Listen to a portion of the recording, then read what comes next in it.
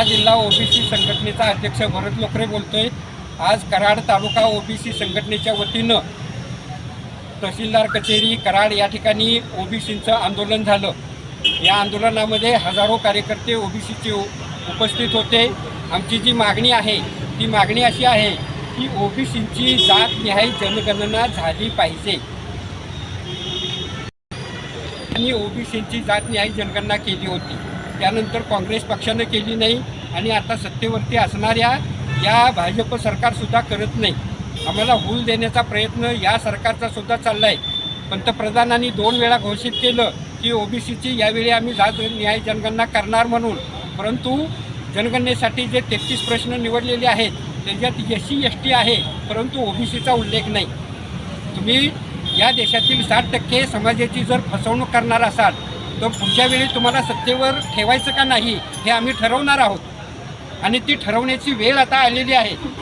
OBC समाजाची फसवणूक आतापर्यंत काँग्रेसने केली, इतर पक्षांनी केली, आम्ही ती सहन केली कारण आम्ही संघटित नव्हतो।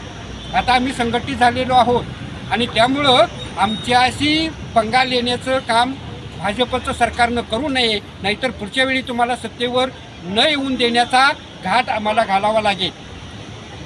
या 2 दिवसापूर्वी ओबीसीची क्रिमिलियरची अट काढून टाका अशी मागणी आम्ही करतोय, परंतु यांनी मात्र 8 लाखापेक्षा जास्त उत्पन्न 15 लाखापर्यंत ही मर्यादा वाढवण्याचा निर्णय घेतला आहे। या निर्णयाचा सुद्धा आम्ही निषेध करतो। आमचं म्हणणं असं आहे की क्रिमिलियरची अट SCला नाही, STला नाही, ओबीसीला का लावताय तुम्ही? ती चुकीची आहे, ती घटनाबाह्य आहे आणि त्यामुळं ती अट काढून टाकावी। या अटीमुळं आमचे क्लास 1 अधिकारी होत नाहीत, आमचे डॉक्टर इंजिनियर होत नाहीत, कारण डॉक्टर करण्यासाठी 8-10 लाख रुपये कोटी रुपये खर्च करावा लागतो। एवढे रुपये सामान्य ओबीसीकडे नाहीत, म्हणून सामान्य ओबीसी आपल्या मुलाला डॉक्टर करू शकत नाही, परंतु आमच्यातला जो श्रीमंत वर्ग आहे तो आपल्या मुलाला डॉक्टर करू शकतो, क्लास 1 अधिकाऱ्याच्या परीक्षेला बसवू शकतो, परंतु या मुलाचं उत्पन्न 8 लाखापेक्षा जास्त आहे म्हणून सरकार नोकरी देत नाही। म्हणजे दोन्ही पातळीवर आमच्या ओबीसीला डावलण्याचं काम हे सरकार करत आहे आणि हे ओबीसीची फार मोठी फसवणूक आहे।